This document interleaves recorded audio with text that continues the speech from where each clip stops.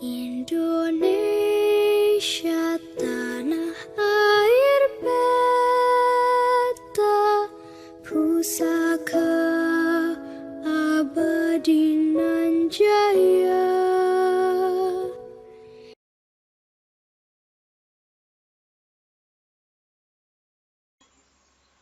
Assalamualaikum warahmatullahi wabarakatuh. Terima kasih kepada teman-teman Super Hits semua. Baiklah teman-teman, ini masih seri keuangan daerah. Kita masih membahas mengenai Permendagri 77 tahun 2020, yaitu mengenai PPTK yang mempunyai wewenang sebagai juru bayar. Kenapa saya sampaikan begitu? Karena dari peraturan-peraturan lalu sebelumnya Permendagri 77, juru bayar itu hanya satu, yaitu bendahara pengeluaran. Namun dalam Permendagri 77 2020 itu diberikan wewenang untuk melaksanakan pembayaran belanja kepada pejabat pelaksana teknis kegiatan. Ada di mana dasar peraturannya? Kita langsung lihat saja slide berikutnya. Pada halaman 299 di Permendagri, mungkin teman-teman bisa sambil membuka Permendagrinya ya. Di huruf R, pembukuan bendahara pengeluaran. Di poin 2, ketentuan pelaksanaan, ada A.5 itu ada poin pemberian uang panjar. Yang isinya, berdasarkan nota pencairan dana yang berasal dari pengguna anggaran atau kuasa pengguna anggaran, serta bukti pengeluaran uang atau bukti lainnya yang sah, bendahara pengeluaran atau bendahara pengeluaran pembantu mencatat pemberian uang panjar sebesar uang yang diberikan kepada PPTK di BKU atau buku kas umum pada sisi pengeluaran. Kemudian pada buku pembantu bank pada sisi pengeluaran dan buku pembantu panjar pada sisi pengeluaran juga ya. Jadi ini poin pertama udah jelas membuktikan bahwa PPTK memang diberikan kewenangan untuk memperoleh panjar pengeluaran dana sebagai pembayaran belanja di sub kegiatannya. Oke, kemudian kita lanjut lagi di A.6 ya. Pertanggungjawaban uang panjar. Berdasarkan pertanggungjawaban yang diberikan PPTK atas penggunaan uang panjar, bendahara pengeluaran atau bendahara pengeluaran pembantu mencatat di BKU pada sisi pengeluaran dan di buku pembantu subrincian objek belanja pada sisi pengeluaran.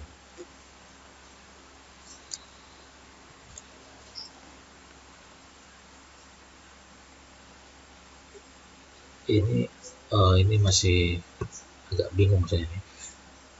Mencatat di buku pembantu subrincian objek belanja pada sisi pengeluaran. Apakah ini memang sudah diakui sebagai belanja gitu?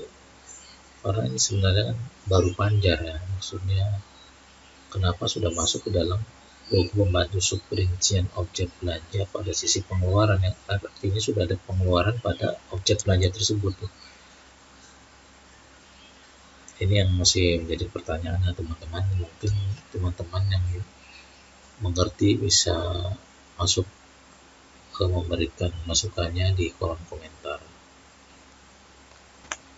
Oke, lanjut di huruf L, pelaksanaan dan penata usahaan belanja.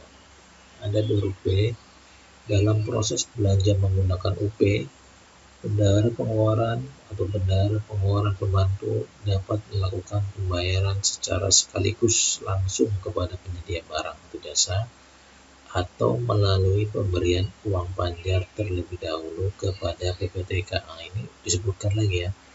Artinya ada perantara PPTK di sini. Bendahara tidak langsung membayar kepada penyedia barang jasanya, tapi memberikannya kepada PPTK. Nah, PPTK ini yang akan membayar kepada penyedia barang atau jasa. Nah, ini kenapa saya sebut bahwa PPTK itu menjadi juru bayar ya. Nah, terkait aturannya itu kalau di Permendagri memang diberikan kewenangan ya, tapi saya nggak tahu ya dari aspek peraturan keuangan negara itu bagaimana, apakah memang tidak menyalahi aturan, karena ini memang aturan yang baru dibuka ya. Kemudian C, pembayaran belanja secara sekaligus kepada penyedia barang atau jasa atau melalui pemberian uang panjar dilakukan dengan terlebih dahulu mendapat persetujuan PA atau KPA yang dituangkan dalam nota pencairan dana yang diajukan oleh PPTK. Poin D, pemberian uang panjar berdasarkan NPD dilakukan secara non-tunai melalui pemindah bukuan dari rekening bendahara pengeluaran atau bendahara pengeluaran pembantu ke rekening PPTK. Artinya pemberian uang panjar ini tidak bisa diberikan secara tunai, melainkan harus non-tunai atau transfer antar rekening, pemindahan bukuan.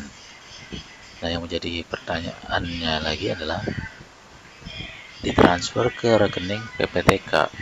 Apakah ini rekening PPTK ini rekening khusus dia sebagai PPTK atau bisa menggunakan rekening pribadi atas nama PPTK? Kalau memang dia khusus rekening PPTK, tentunya akan menjadi banyak lagi rekening-rekening dalam rangka penatausahaan keuangan ini ya. Berarti di dalam satu OPD itu nggak cuma dari rekening bendahara, tetapi ada juga rekening-rekening PPTK yang secara resmi dibuka khusus untuk penatausahaan keuangan. Nah, apakah ini memungkinkan untuk dilakukan seperti ini? Oke, lanjut teman-teman. Ketentuan pelaksanaan belanja menggunakan uang panjar. 1. Pengajuan uang panjar. Pengajuan uang panjar tadi sudah ya. PPTK menyiapkan NPD dan seterusnya. Pelaksanaan belanjanya. Nanti pelaksanaan belanja ini setelah menerima uang panjar tersebut, PPTK melakukan belanja sebagai pelaksanaan subkegiatan yang dikelolanya. Pada saat pelaksanaan belanja, PPTK diwajibkan untuk mendapatkan bukti belanja yang sah sebagai syarat keabsahan belanja secara material. B. Dalam hal sampai dengan batas telah ditentukan atau pelaksanaan subkegiatan telah selesai, PPTK menyusun rekapitulasi belanja yang menggunakan uang panjar dilampiri dengan bukti-bukti yang sah untuk selanjutnya diserahkan kepada bendahara pengeluaran untuk diverifikasi dan sebagai bahan pertanggungjawaban belanja.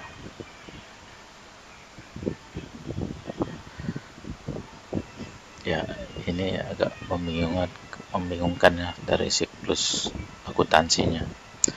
Jadi dari pertama bendahara tadi mencairkan langsung ke PPTK, kemudian kalau ada belanja PPTK langsung membayarkan disertai dengan bukti-buktinya, kemudian disampaikan bukti-buktinya itu ke bendahara untuk diverifikasi. Di sini memang nggak, secara siklusnya memang nggak kelihatan fungsi dari pejabat penatausahaan keuangan. Kalau melihat dari urut-urutan belanja yang dilakukan dengan uang panjar ini ya.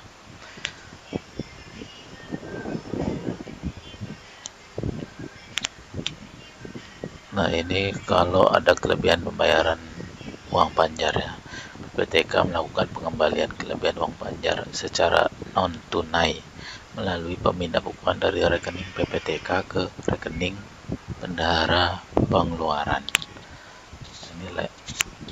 Jadi ini jelas ya, ada yang namanya rekening PPTK untuk menampung uang panjar dan untuk melakukan pembayaran belanja, serta untuk melakukan pengembalian kelebihan uang panjar. Jadi jelas di Permendagri 77 ini tidak salah kiranya kita sampaikan bahwa PPTK juga mempunyai peran sebagai juru bayar. Di samping peran ini dipegang oleh bendahara pengeluaran. Kemudian dari peraturan ini ya ada beberapa catatan yang mungkin kita bisa simpulkan, catatan dan pertanyaan ya. Oke. Beberapa catatan yang mungkin bisa kita jadikan bahan diskusi bersama. Silakan masukannya pada rekan-rekan di kolom komentar. Satu, catatannya, fungsi PPTK sebagai juru bayar, apakah itu sesuai dengan ketentuan keuangan negara? Kemudian, dua, rekening PPTK, apakah PPTK harus membuka rekening secara khusus untuk menampung uang panjar tersebut, atau mempergunakan rekening pribadinya atas nama dia sendiri, yang mana akhirnya tidak ada batas lagi antara pekerjaan dan pribadi kalau digunakan rekening pribadinya. Nah, pada saat pemeriksaan apakah itu dari BPK atau Dirjen ataupun pihak terkait, tentu akan banyak transaksi yang saling silang antara keperluan pribadi dan keperluan pekerjaan ya, kalau memang mempergunakan rekening pribadi. Nah, ini juga masih tanda tanya. Kemudian fungsi PPK dalam hal ini pejabat penatausahaan tidak tampak sebagaimana telah kita runut tadi. Proses penatausahaan belanjanya memang tidak nampak fungsi PPK ya. Apakah pengesahannya ini terakhir saja pada saat belanja sudah melakukan entry atau bagaimana ya? Baiklah teman-teman, silakan masukannya langsung ke kolom komentar. Sampai di sini saja diskusi kita kali ini. Assalamualaikum warahmatullahi wabarakatuh.